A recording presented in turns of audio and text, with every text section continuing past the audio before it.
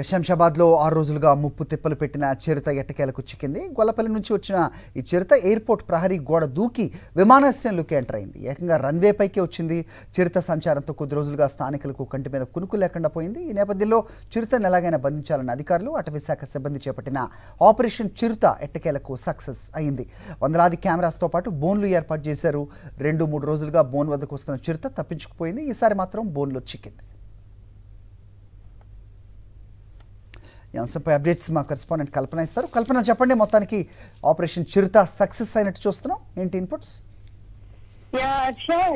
Operation చిరుత అయితే success అయిందని చెప్పుకోవచ్చు. ఎట్టకేలకు 5 రోజులుగా అటవీ శాఖ అధికారులు అయితే ముప్పు తిప్పలు పెట్టిందని చెప్పుకోవచ్చు. దాదాపు ఆదివారం రోజున శంషాబాద్ దగ్గరలోని గొల్లపల్లి విలేజ్ నుంచి అయితే ఫెన్సింగ్ దూకి ఎయిర్పోర్ట్ రన్వేలోకి ఎంటర్ అయింది. రన్వేలోకి ఎంటర్ అవ్వగానే అక్కడ అలారం మోగడంతో శంషాబాద్ ఎయిర్పోర్ట్ కి సంబంధించిన సిబ్బంది ఆ అలారం మోగడంతో అక్కడ సీసీ ఫుటేజ్ చెక్ చేసి చిరుత వచ్చినట్టుగా కూడా వాళ్ళు ఇన్ఫర్మేషన్ అటవీ శాఖ అధికారులకు అందించారు. సో అటవీ శాఖ అధికారులు అప్పటి నుంచి కూడా దాదాపు 6 రోజుల నుంచి కూడా చిరుత కోసం వెతికారు.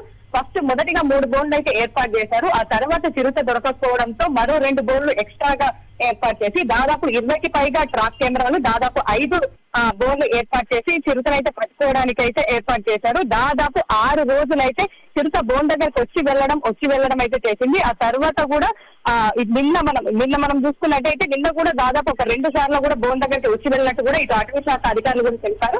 ఈ రోజు ఉదయం అయితే ఆ చిరుత ఏదైతే ఉందో బోన్ దగ్గర అక్కడ ఏర్పాటు చేసిన మేక మాంసం తినడానికి అయితే వచ్చింది. దాంతో ఆ ట్రాక్ కెమెరాలో రికార్డ్ అయిన చిరుత దృశ్యాలను కూడా మనం చూసుకోవచ్చు. దాదాపు ఆ బోన్ లోకి వచ్చి ఆ చిరుతనైతే దొరికిందని చెప్పుకోవచ్చు.